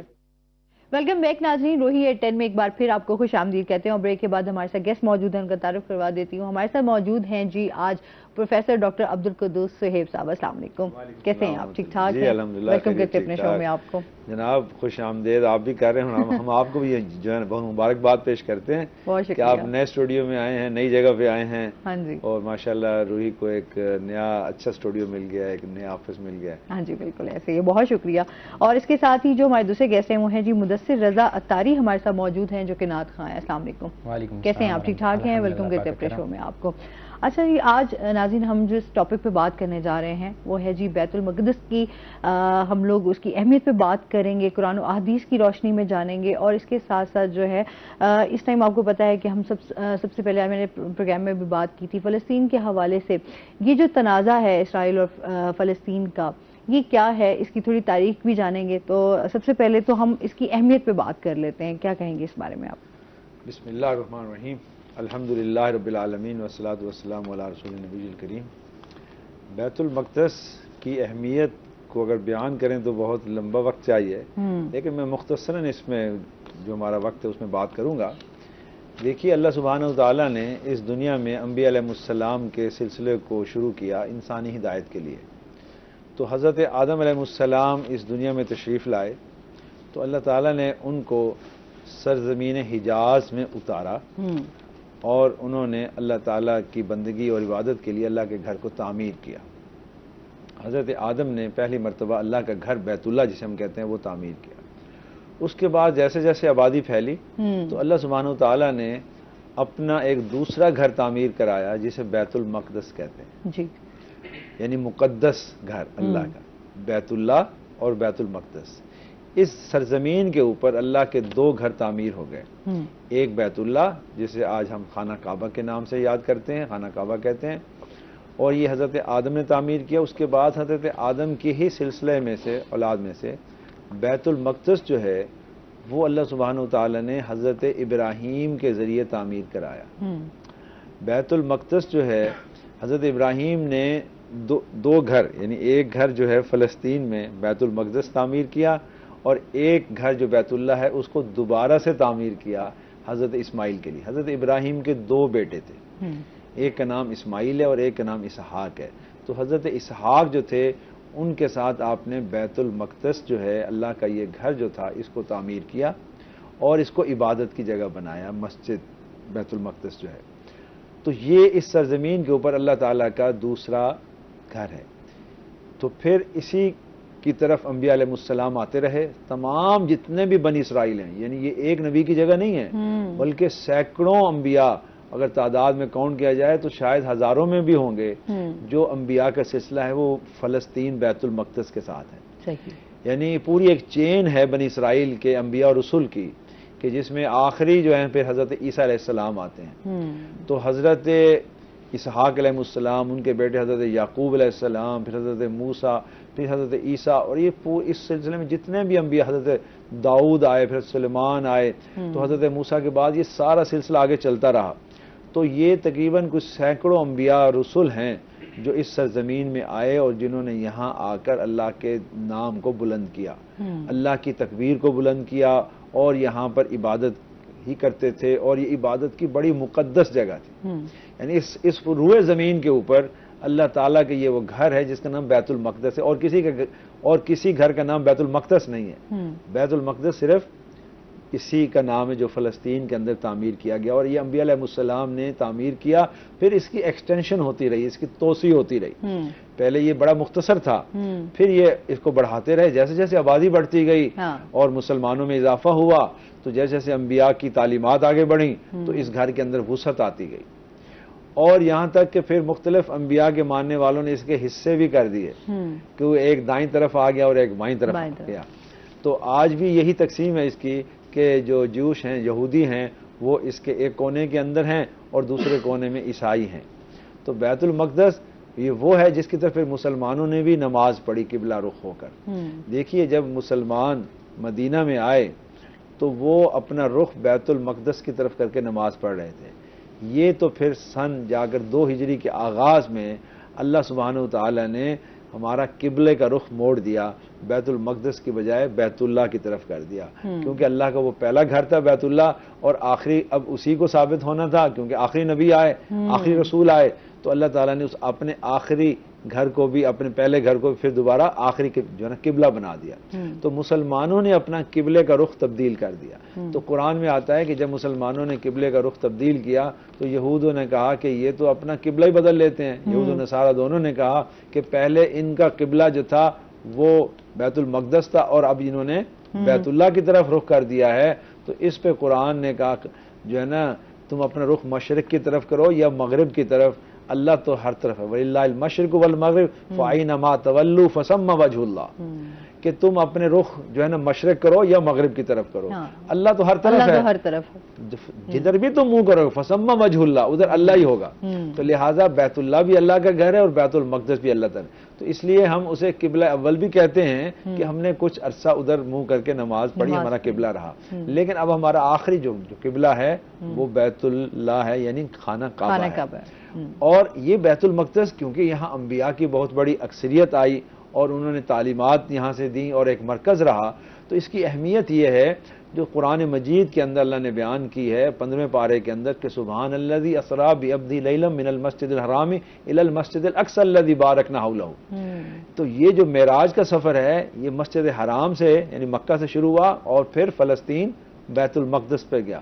تو اللہ نے اسے مسجد اقصی بھی کہا ہے. یہ جو مسجد ہے جہاں نماز ہم پڑھتے ہیں جا کر آج بھی، وہ مسجد اقصی ہے. بیت المقدس کے اندر مسجد اقصی ہے. تو مسلمان آج بھی جب جاتے ہیں، جو فلسطینی مسلمان ہیں، وہ یہی تو کہتے ہیں یہ مسجد اقصی ہماری ہے، یہ اللہ کا گھر ہمارا ہے. تم اس کے دائیں کونے میں ہو گئے، وہ بائیں میں ہو گئے، جو درمیان میں مسجد ہے وہ تو مسلمانوں کی ہے، مسجد اقصی ہے. اور یہ وہ مسجد اقصی ہے جہاں پر تمام انبیاء کو اللہ سبحانہ وتعالی نے صف بندی کرائی اور امامت کے لیے حضرت محمد مصطفیٰ صلی اللہ علیہ وسلم کو کھڑا کیا. تو تمام انبیاء علیہ السلام کی امامت رسول اللہ صلی اللہ علیہ وسلم نے معراج کے سفر میں آغاز میں یہاں پر کی. تو اس لیے اس کی بڑی اہمیت ہے مسلمانوں کے لیے. یہ وہ جگہ ہے جہاں رسول اللہ صلی اللہ علیہ وسلم نے انبیاء کی امامت کرائی. اب اس کی اہمیت و فضیلت کا آپ اندازہ لگائیں کہ ایک طرف سارے انبیاء اور رسول حضرت آدم سے لے کر اور حضرت عیسیٰ تک سب حاضر ہوئے. 1,24,000 ہم پیغمبروں کی بات کرتے ہیں. 1,24,000 کم و بیش ہیں, زیادہ بھی اور کم بھی ہو سکتی ہے, تو وہ تو ایک تعداد ہے اندازے سے. تو وہ 1,24,000 انبیاء کم و بیش وہاں جمع ہوئے. اللہ سبحانہ وتعالی نے جمع کیا ان کو, انہوں نے صفیں بنائیں اور اللہ کے سامنے سر بسجود ہوئے. ان کی نماز کی امامت حضرت محمد مصطفیٰ صلی اللہ علیہ وسلم نے کرائی, جو خاتم النبیین ہیں, خاتم الانبیاء ہیں. تو لہذا جو نبوت کو ختم کرنے کی یہ بھی ایک بہت بڑی دلیل ہے ختم نبوت کی, کہ رسول پاک صلی اللہ علیہ وسلم کو جو ہے وہ جو وہاں کھڑا کیا گیا تمام انبیاء کی امامت کے لیے, اور تمام انبیاء آپ کے پیچھے آپ کے مقتدی ہیں. تو اس لیے مسجد اقصیٰ کی اہمیت مسلمانوں کے لیے بہت ہی زیادہ ہے. یعنی یہود و نصارہ کی اہمیت اپنی جگہ پہ رہی, لیکن جو مسلمان ہیں وہ تو اس مسجد کو بہت مقدس سمجھتے ہیں, کہ جہاں تمام انبیاء کی امامت رسول پاک صلی اللہ علیہ وسلم نے کرائی. تو مسجد اقصیٰ جو ہے وہ اہمیت کے لحاظ سے بھی اور تاریخی لحاظ سے یہ سب سے پرانی مسجد ہے, سب سے پرانی مسجد ہے. اور اس کی تعمیر جو ہے حضرت ابراہیم علیہ السلام سے ہوتی رہی, جیسے میں نے پہلے کہا, پھر مختلف ادوار میں اس میں اضافہ ہوتا رہا اور اس کو جو وہاں پہ وسعت ملتی رہی. صحیح. اچھا, جس طرح ہم یہ تو بات کر رہے ہیں کہ اس ٹائم اسرائیل اور فلسطین کا جو ہم دیکھتے ہیں جو تنازع ہے, جو مسئلہ ہے, اس ٹائم ہم دیکھ رہے ہیں فلسطین کے مسلمان جتنے شہید کیے جا رہے ہیں, بچوں کو جتنی مشکلات ہیں, اور جتنے بچے جتنے شہید ہوئے ہیں, مطلب ہم جب بھی ان کو دیکھتے ہیں تو ایک روح کانپ جاتی ہے. جی بالکل. کیا کہنا چاہیں گے اس بارے میں؟ کیا ایکچولی یہ جنگ ہے اصل میں یہ ہے کہ 1947 میں یہاں پر یعنی سیکنڈ ورلڈ وار کے بعد, یعنی دوسری جنگ عظیم کے بعد, جب یہودیوں کو دنیا میں کہیں جگہ نہ ملی, وہ شکستیں کھانے کے بعد انہوں نے نا اس سرزمین کا رخ کیا. یہاں پر مسلمانوں کی آبادی تھی اکثریت میں, اور یہودی بہت تھوڑی اقلیت میں رہتے تھے, بڑے محدود سے یہودی تھے. انہوں نے آ کے کہا کہ ہمیں یہ سرزمین میں رہنے کی جگہ دی جائے. تو فلسطینیوں نے اپنی زمین ان کو دے دی, ان کے بعد بلکہ کچھ فروخت کی, جو زمینیں اپنی جائیدادیں فروخت کی, اور ان کو یہاں رہنے کی جگہ دینا شروع کی. یہ پھر آہستہ آہستہ آہستہ انہوں نے پھیلایا اپنے آپ کو. اور وہ جیسے عربی کی مثال ہے نا کہ اونٹ خیمے میں گھسنے والی, کہ وہ اونٹ پہلے سر گھساتا ہے, اس کے بعد آہستہ آہستہ پورا اندر گھس جاتا ہے, سب کو باہر نکال دیتا ہے کہ میں خیمے میں ہی رہوں گا اور کوئی نہیں رہے گا. تو انہوں نے ایسے ہی کیا. یہاں جو عرب یہودی آباد تھے پہلے, وہ عربی و نسل تھے. باقی یہودی جو پوری دنیا سے یہاں پر لائے گئے, پھر 1948 سے لے کر 1952 تک یہ یہاں پر دنیا کے مختلف علاقوں میں جو آباد تھے ان کو آہستہ آہستہ یہاں لایا گیا. لا کر ان کو یہاں پر ایک چھوٹی سی ان کی ریاست پھر بنانا شروع کر دی انہوں نے, اور پھر انہوں نے فلسطینیوں کو بے دخل کرنا شروع کر دیا. تو اس لیے یہ ایک ناجائز ریاست ہے جنہوں نے قبضہ کیا. یعنی اس میں غلطی ہے ایک طرح سے فلسطینی اور عربوں کی کہ انہوں نے ان کو یہاں پر جگہ دی, زمینیں دی, اور ان کو زمینیں بیچی, اپنی پراپرٹیاں, جائیدادیں, بڑی بڑی جو لینڈز تھیں وہ ان کو دے دی. انہوں نے پھر وہاں پر اپنی رہائش کے اور اپنے کاروبار شروع کیے. تو پہلے انہوں نے آ کر یہاں بزنس شروع کیے, کاروبار شروع کیے. آہستہ آہستہ انہوں نے اپنی وہ چھوٹی سی ایک ریاست بنا لی. یہ تو ضلع ملتان سے بھی چھوٹی جگہ ہے جو اسرائیل ہے. تو یہاں پر انہوں نے آ کر قبضہ کیا. قبضہ کرنے کے بعد انہوں نے اپنی حکومت قائم کر لی, اور فلسطینیوں کے ساتھ جھگڑا شروع ہو گیا. وہ کہیں یہ ہماری سرزمین ہے, وہ کہیں ہماری سرزمین ہے. تو دونوں کا اختلاف شروع ہوا. تو پھر یہ فلسطین کے مسلمانوں نے اپنی جدوجہد کا آغاز کیا. وہ یاسر عرفات مرحوم ہوتے تھے, وہ ان کے لیڈر تھے, وہ آزادی کی کوشش کرتے رہے اپنی سرزمین واپس لینے کے لیے. تو پھر انہوں نے جو فلسطین کے مسلمان تھے ان کو غازہ کی ایک بیلٹ ہے, پٹی ہے, اس کے اندر رہنے کی جگہ دے دی. یعنی اصل مالکوں کو گھر سے نکال دیا سرزمین سے, اور ان کے لوگ ایک چھوٹی سی ایسی پٹی ہے جس کے ایک طرف سمندر ہے اور ایک طرف جو ہے نا مصر کا کوریڈور لگتا ہے. ایک راستہ, زمینی راستہ ایک ہے جو مصر کے ساتھ ہے, اور ایک بارڈر اس کا فلسطین کے ساتھ اسرائیل کا ہے. یعنی ایک طرف اسرائیل ہے, ایک طرف سمندر ہے, اور ایک طرف جو ہے نا وہ مصر کا ایک چھوٹا سا راستہ ہے, اور دوسری طرف بھی شام کا بارڈر لگتا ہے, لیکن وہ بھی بہت جسے کہتے ہیں چھوٹا سا گیٹ ہے وہاں پر. تو اس طرح سے اس پٹی کے اندر انہیں بسایا گیا کہ جب بھی انہیں چاہے یہاں سے دھکیل دیں گے تو پیچھے سمندر ہے, کہاں جائیں گے, تو آخر چھوڑنے پہ مجبور ہو جائیں گے. تو غزہ کے اندر جو ہے, غزہ جسے کہتے ہیں عربی میں غزہ اور انگلش میں غزہ, تو اس پٹی کے اندر یہ مسلمان آباد ہو گئے. اور انہوں نے اپنی ایک بلدیاتی ریاست سمجھے قائم کر لی, جیسے بلدیہ کا نظام ہوتا ہے نا, اس قسم کی چھوٹی سی حکومت قائم کر لی. تو یہی وجہ ہے کہ اسرائیل کو ابھی تک کچھ اسلامی ملکوں نے تسلیم نہیں کیا, جن میں ایک پاکستان ہے. صحیح کہ اسرائیل جو ہے وہ ایک ناجائز قابض ریاست ہے, ان کا کوئی قانونی جواز نہیں تھا, لیکن انہوں نے اپنی طاقت کے بل بوتے پہ, اپنے سرمایہ کے بل بوتے پہ, اور ان کے پاس جو ٹیکنالوجی اور علم تھا اس کے بل بوتے پہ انہوں نے یعنی سمجھے 75 ایئرز 75 سال کے اندر انہوں نے اس کو ایک مکمل ایک ریاست بنا دیا, اور علم میں, سائنس میں, ٹیکنالوجی میں وہ عربوں سے, مسلمانوں سے کہیں آگے نکل گئے. اب وہ چاہتے یہ ہیں کہ یہ غزہ سے بھی مسلمان نکل جائیں. اب جھگڑا ان کا یہی ہے, وہ کہتے ہیں ہمارے ارد گرد یہ ہو ہی نہ, یہ فلسطینی ہو ہی نہ.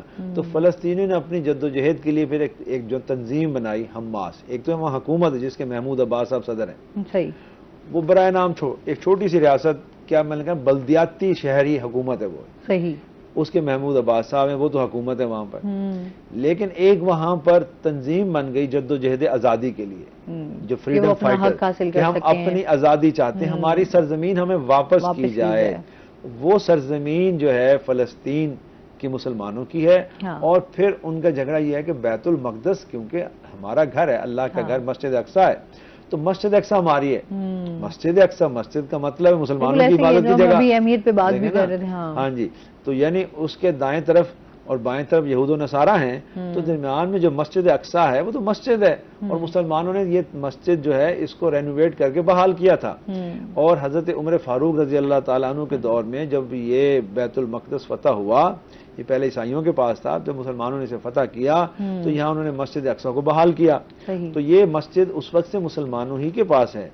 اس کی تاریخی اہمیت بھی ہے, اور تاریخی طور پر یہ مسلمانوں کی مسجد ہے, مسجد اقصیٰ. تو وہاں مسلمان نماز پڑھنے جاتے ہیں, انہیں نماز نہیں پڑھنے دیتے, اس پہ پہرا لگایا ہوا ہے. جمعے کی نماز کے لیے پہرا ہے سخت, یعنی مسلمان مسجد سے باہر نماز پڑھ رہے ہوتے ہیں, اندر نہیں جانے دیتے.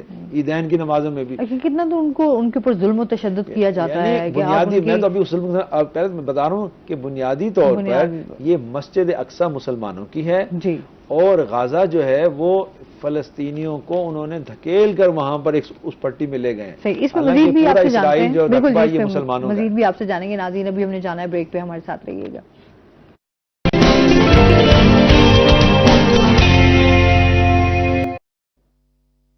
ویلکم بیک ناظرین, روہی ایٹ 10 میں آپ کو خوش آمدید کہتے ہیں. جی, ہم بات کر رہے تھے اس کے حوالے سے مسجد اقصیٰ کی.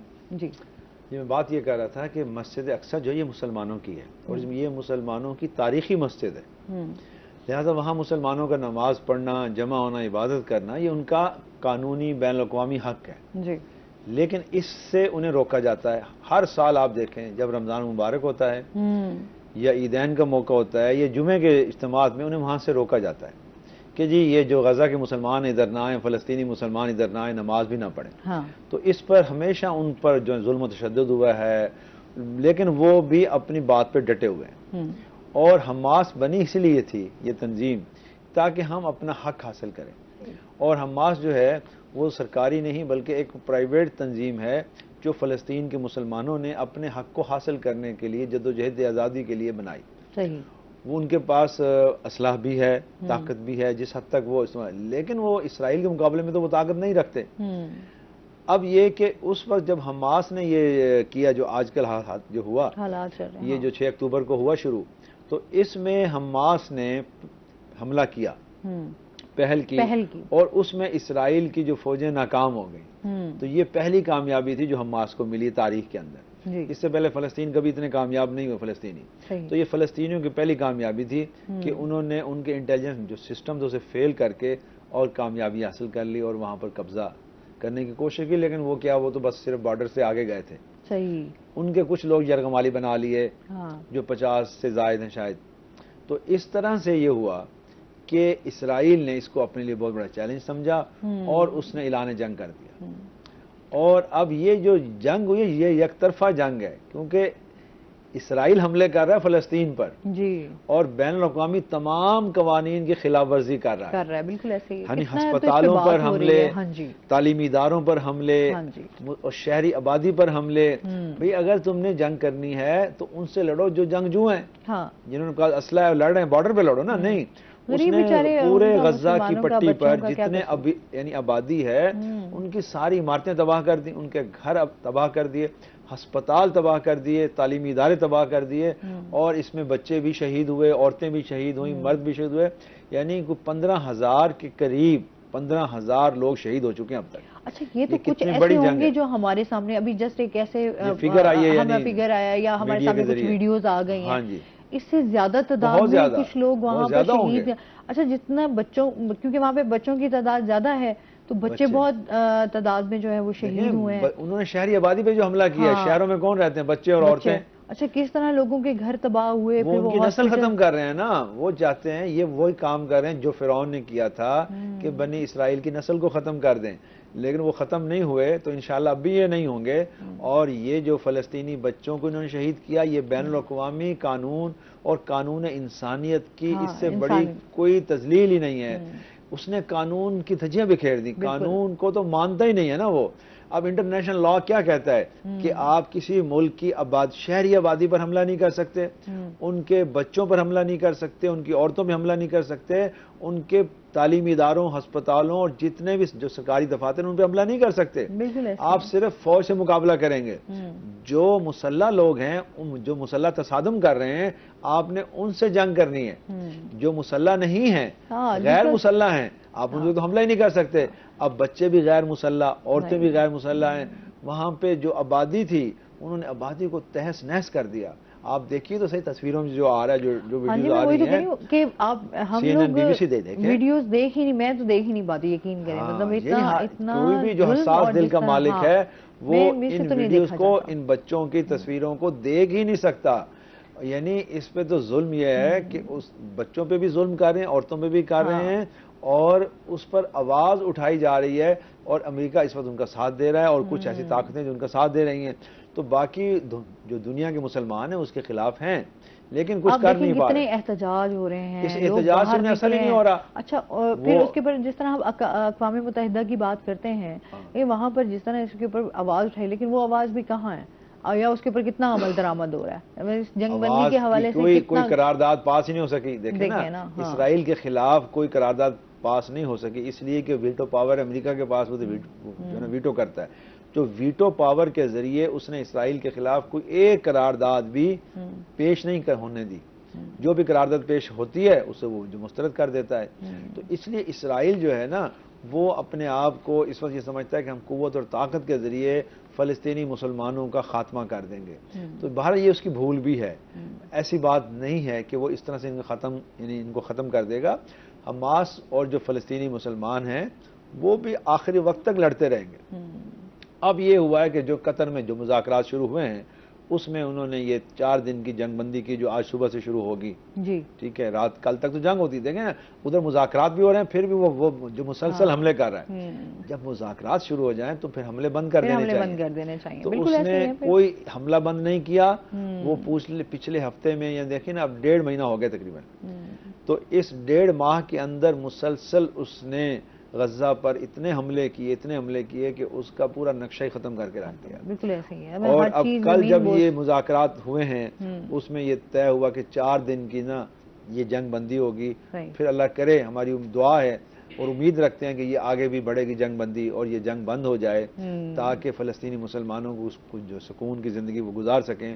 پھر ان کی ریہیبلیٹیشن کا مسئلہ ہوگا، پھر ان کی مدد، دیکھیں نا وہاں پر امداد نہیں پہنچ رہی، دوائیاں نہیں ہیں، خوراک نہیں ہے، پانی نہیں ہے، گیس نہیں ہے، بجلی نہیں ہے، کیونکہ جنگ کی نا شہر کے اندر آ کر جنگ کی۔ ہاں بارڈر پہ لڑتے رہو، جو سرحد تھی وہاں تک رہو، ٹھیک ہے، انہوں نے ان کے لوگوں پہ ہی حملہ کرنا شروع کر دیا، پورے شہر کی آبادی کو تہس نہس کر کے رکھ دیا۔ بالکل جی۔ تو یہ بہت بڑا ظلم ہے جو اسرائیل نے کیا ہے، اس کے خلاف جو بھی آواز اٹھائے گا وہ مظلوموں کا ساتھ دے گا۔ بالکل۔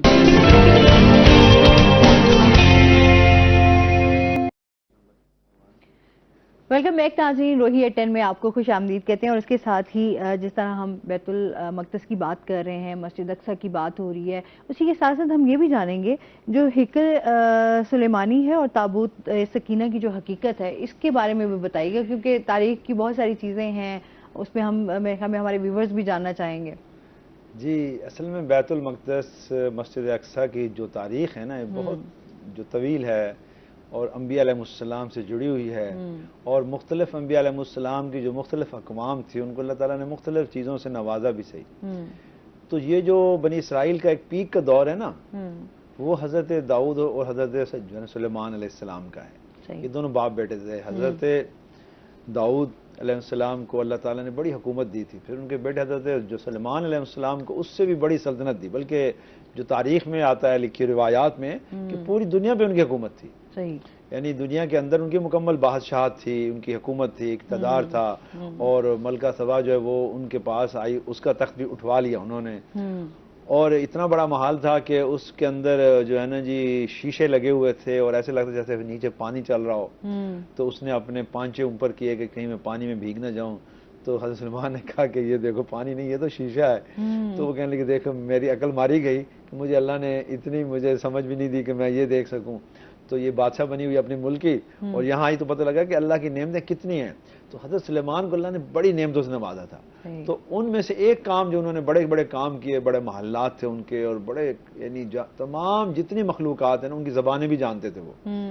ये बहुत बड़ा एक वो मौज़ा है जो उनके पास था कि हर मखलूक की ज़बान वो जानते थे और हर मखलूक उनकी ताबे थी। अच्छा, ऐसा ये ना कि हर अम्बिया इकराम को जो है अल्लाह की तरफ से सुपर पावर्स जो हैं वो मिली हुई थी। तो इसी तरह उन्होंने ना ये सुलेमान, जिसे हम कह रहे हैं ना अपना हैकल सुलेमानी, हैकल सुलेमानी बहुत बड़ी एक इमारत बैतुल मक़दस के अंदर उन्होंने तामीर की, हैकल सुलेमानी जिसे कहते हैं हज़रत सुलेमान।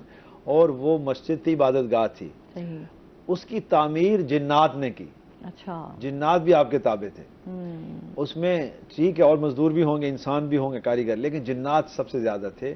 जिन्नात ने उसकी तामीर की, यहाँ तक कि वो तामीर मुकम्मल हो रही थी कि हज़रत सुलेमान का विसाल हो गया। और विसाल ऐसे हुआ कि हज़रत सुलेमान मिंबर पर खड़े हुए थे तो अल्लाह ताला ने उनकी रूह ले ली, लेकिन वो खड़े रह गए। उनके हाथ में असा था। वो ये जिन्नात देख रहे थे कि हज़रत सुलेमान अभी जिंदा हैं और हमारी निगरानी कर रहे हैं। तो वो कई साल तक वो काम करते रहे। वो इमारत जब मुकम्मल हो गई तो अल्लाह ने फिर दीमक के जरिए जो है ना वो जो असा था ना उसको खाली किया और हज़रत सुलेमान गिर पड़े। जब गिर पड़े उन्हें पता लगा ये तो अल्लाह को प्यारे हो गए, फौत हो गए। अल्लाह ने इनको अपने पास वापस बुला लिया अम्बिया को। तो जब नबी अल्लाह के पास वापस चला गया तो वो जिन्नात भाग गए, लेकिन उस वक्त इमारत मुकम्मल हो गई। तो इसे हैकल सुलेमानी कहते हैं। ये इंसानों ने नहीं बनाया, ये जिन्नात ने बनाया। बहुत यानी हैवी किस्म की, हम अक्सर डॉक्यूमेंट्रीज में देखते भी हैं जिन लोगों ने, जो लोग वहाँ गए हैं उन्होंने अपने व्लॉग्स वगैरह भी बनाए हुए हैं और उसके ऊपर काफी डॉक्यूमेंट्रीज बनी हुई हैं। अच्छा, आपको फिर वहाँ आपको आइडिया होता है, खैर आपको एक होता है ना क्यूरियोसिटी भी होती है, और आपको आपका खुद का भी दिल करता है कि अच्छा ऐसी जगहों पर जहाँ पर तारीख और फिर जहाँ पर अम्बिया इकराम जो है, बड़ी अजीम इमारत है, बड़ी मजबूत है, बहुत बुलंद इमारत है, यानी उसके पिलर्स, उसके गुंबद और उसके अंदर जो कुछ है, और इतना दुनिया का खूबसूरत तरीन यानी इमारत थी अपने दौर की, वो बेहतरीन इमारत थी और आज भी उसकी बड़ी अहमियत है। तो ये हैकल सुलेमानी जो सकीना ताबूत है ना जी, वो ये था कि हजरत मूसा अलैहिस्सलाम को अल्लाह ताला ने जो तौरात दी थी और उनमें कुछ उनके मौजज़ात थे, ये जब बनी इसराइल भटके ना तो अल्लाह ताला ने वो सारी चीज़ें जो एक यानी बॉक्स के अंदर थी, ताबूत के अंदर थी, वो उठा ली। सही। अच्छा, जब फिर हज़रत दाऊद अलैहिस्सलाम वापस आए, यानी हज़रत दाऊद आए और इनकी इस्लाह की, उनको नबूवत मिली, और तो अल्लाह ताला ने वापस वो जो ताबूत था ना, जैसे ताबूत सकीना कहते हैं, वो फिर बनी इसराइल को दे दिया। सही। हज़रत दाऊद अलैहिस्सलाम वो ताबूत लेकर आए, उसमें तौरात भी है, उसमें बाकी मौजज़ात भी थे। हज़रत मूसा अलैहिस्सलाम का असा भी था उसमें, वो जो उन्होंने कोहे तूर पे भी ले गए थे और जो फ़िरौन के सामने भी पेश किया, और जिसका जो कुरान में भी जिक्र है, उसका जिक्र है कि उस असा के ज़रिए जो है ना आपने जादूगरों का मुकाबला किया और वो अज़दहा बन गया और सबको उसने खा लिया। तो इसी तरह से हज़रत मूसा अलैहिस्सलाम के जो यानी उस ताबूत के अंदर आपके मौजज़ात हैं, आपकी अशिया मुबारका हैं जो आप इस्तेमाल करते थे, وہ بھی ہیں اور تورات بھی تھی، وہ واپس مل گئی، ٹھیک، اور پھر وہ انبیاء علیہ السلام کو ایسے آگے چلتی رہی. ٹھیک، جو نبی بنی اسرائیل میں آتا تھا اس تابوت جو سکینہ کو وہ آگے منتقل کرتا تھا. حضرت داؤد نے اپنے بیٹے سلیمان کو دیا، سلیمان نے پھر اگلے انبیاء کو دیا. صحیح، تو وہ بھی موجود ہے. یہ اس وقت تک ہے جب تک یہ اس تورات پہ عمل کرتے رہیں گے. جب یہ تورات پہ عمل نہیں کرتے وہ غائب ہو جاتا ہے. صحیح. تو یہ ایک ایسی چیز ہے کہ جس کو شاید یہاں پر بیٹھ کے بات کرنا یہ اس کو جو ثابت کرنا مشکل بات ہے. لیکن یہ ہے کہ یہ ایک ایسی چیز ہے کہ جو اللہ کی طرف سے انہیں عطا کی گئی ہے، اور جب یہ اطاعت کرتے ہیں، تابعداری کرتے ہیں، انبیاء علیہ السلام کی تعلیمات پہ عمل کرتے ہیں، تو اللہ تعالیٰ ان پہ اپنی رحمت کرتے ہیں. کیونکہ اللہ تعالیٰ نے یہ قرآن میں بھی ارشاد فرمایا کہ ہم نے ان کو تمام اقوام پر فضیلت عطا فرمائی. فضل بعضهم علی بعض بھی ہے، اور ہم نے ایک کو دوسرے پر فضیلت دی، اور تلک رسول فضلنا بعضهم علی بعض، کہ ہم یہ کام کرتے رہتے ہیں کہ ایک رسول کو دوسرے رسول کو جو فضیلت دیتے ہیں. تو بنی اسرائیل کو اللہ تعالیٰ نے سب سے زیادہ فضائل دیے اور انہیں اپنا پسندیدہ بنایا، لیکن انہوں نے اللہ تعالیٰ کی نافرمانی کی اور اللہ تعالیٰ کی اطاعت نہیں کی، جس کی وجہ سے اللہ تعالیٰ نے ان سے پھر اقتدار و حکومت لے لی. سر بہت شکریہ آپ کا. کافی چیزیں جو ہے وہ ڈیٹیل میں آج ڈسکس بھی ہوئی. کوئی میسج دینا چاہیں ہمارے ویورز کو پھر اس کے بعد، کیونکہ ہمارا پروگرام یہی ہے کہ ہمیں اس دنیا پہ امن قائم کرنا ہے، اور فلسطین کے جو نہتے مسلمان ہیں، بچے، عورتیں اور مرد، ان کی مدد کرنی ہے. وہ مظلوم ہے اس وقت، اور اسرائیل اپنی اس جنگ کو ختم کرے. یہ جنگ بندی ہونی چاہیے. اقوام عالم کو چاہیے، تمام جتنی قوتیں اور طاقتیں ان کو چاہیے کہ یہ جنگ کو ختم کریں، اور فلسطینیوں کو ان کی ریاست بنانے کا، اس میں رہنے کا، آزادی کا حق انہیں دیا جائے. اور جو وہاں ہو چکا ہے اس کی ریہیبلیٹیشن اور بحالی کے لیے پورے عالم، پوری دنیا جو ہے وہ اس میں اپنا حصہ کرے. یعنی خود پہنچ کر ہمیں چاہیے اپنی امداد بھی کریں اور وہاں جا کر ان کی ریہیبلیٹیشن کریں. بہت شکریہ آپ کا مدثر، آپ کا بھی بہت شکریہ. آپ ہمارے ساتھ رہے. ساتھی ناظرین، آج کا شو یہیں پہ ختم ہوا. اپنا بہت سارا خیال رکھیے گا، دعاؤں میں یاد رکھیے گا. انشاءاللہ زندگی نے ساتھ دیا تو صبح آپ سے پھر ملاقات ہوگی. اللہ حافظ.